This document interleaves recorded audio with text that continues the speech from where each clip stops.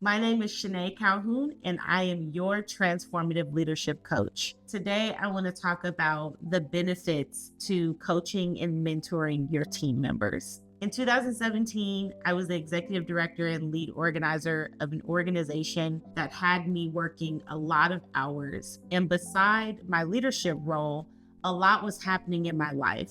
I was overwhelmed. Thankfully, around that time, I was bringing on an associate organizer. So this is a new person that, they've got to learn the basics and the ropes. Usually with new staff, you can't delegate a lot to them right away. So while this was going to be helpful for my future, I knew that in the short term, my workload probably wouldn't get any smaller. Coaching and mentoring is an investment that has a serious return. So I want to talk to you today about some of the things that I did to coach and mentor my new staff member so that I was able to take a little bit off of my plate and bounce back and get into a more thriving season of my leadership. One of the benefits of coaching and mentoring your staff is that you can focus more on organizational development rather than program management. Now, I get it. The girlies love to thrive in the program work because we do our best connecting with people, serving people, and meeting their needs. But we all know that executive leadership takes us out of the program work more than we're probably comfortable with. So the bottom line is you've got to open up your calendar so that you can focus more on organizational development and less on program management. And coaching and mentoring your team is the way that you can do that. So I'm going to talk about 3 specific things that are necessary when it comes to coaching and mentoring your team. First, establish trust and build relationships. Second, empower and develop your team member skills. And then finally, encourage leadership and growth opportunities. So let's start with number 1. This is the key to coaching and mentoring your team, and that is trust and relationship. It is the foundation. Before you can coach or mentor someone, they need to have a genuine relationship with you, and they need to be able to trust that you have their good at heart. The ways that you can build trust and build relationships on your team involve, first of all, creating a safe space for your team members. That means that they don't have to worry about checking some part of their identity at the door. It means that your team members feel valued and heard, and that you're creating spaces and opportunities for that to happen. It means that you are authentic in the way that you show up and that you're working to be as approachable as possible. People shouldn't be worried about what will happen if they come to you with a concern or a suggestion. And finally, your active listening is really important. So when you're with team members, put the phone down. Don't be texting people or answering emails. Press into those conversations. Give them your undivided attention, and that alone goes a long way in fostering trust and relationship. Want to unlock more of your time? I encourage you to empower your team and develop their skills. Now, the way that you would do this starts with identifying their strengths and their areas of growth. Every 6 months, you should have an evaluation with each team member about their performance, about the direction of the organization, and also about your performance as their supervisor or manager.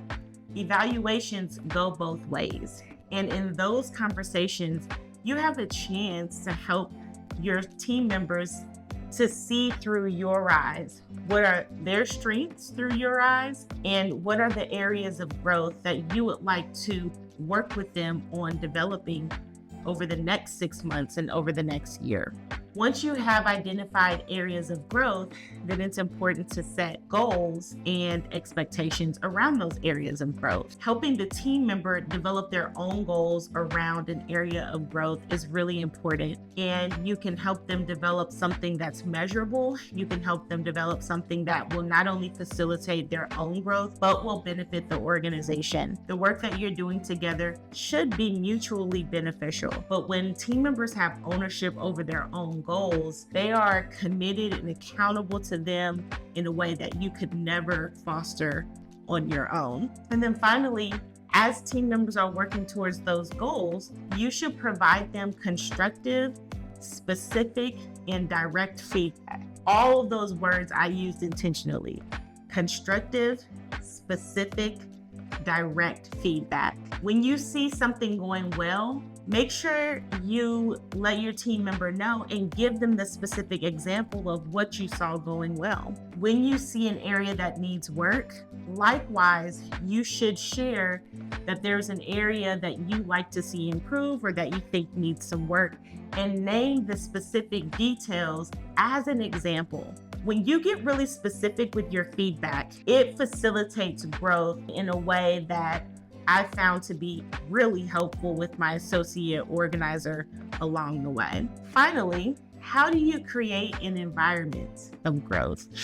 Well, you should delegate meaningful responsibilities, promote self-advocacy, and celebrate diversity and inclusion. Listen, creating an environment of leadership and growth is something that you have to do on purpose. When you delegate meaningful responsibilities, you could be taking a chance on your team member. You can bet they're going to do it different from you. You can bet maybe it would even be not as polished as you. But the point is, did the work get done? And the more team members are stepping in and executing tasks, the more you're going to be able to trust them to carry the work when you're not present. Once you see them operating in their gifts and they're taking on more responsibilities, this is going to help create an environment where they can say more about what they want to do in the organization and in their role. I hope that you see them sort of open up and blossom to the point that they're thinking innovatively about their program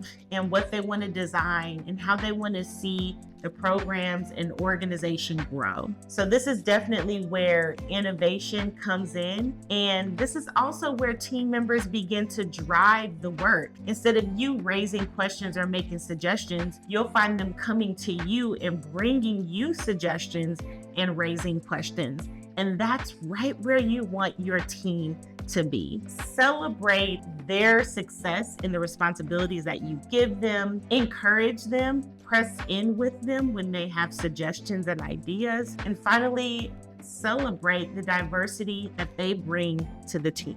These are some ways that you can create an environment of coaching and mentoring on your team so that you're facilitating leadership development and ultimately unlocking your time to do what your team needs you to do. And that is to dream for your organization. That is to set culture in your organization. I hope this has been helpful. Next time you're with your team, start thinking about ways that you can coach and mentor them individually from week to week.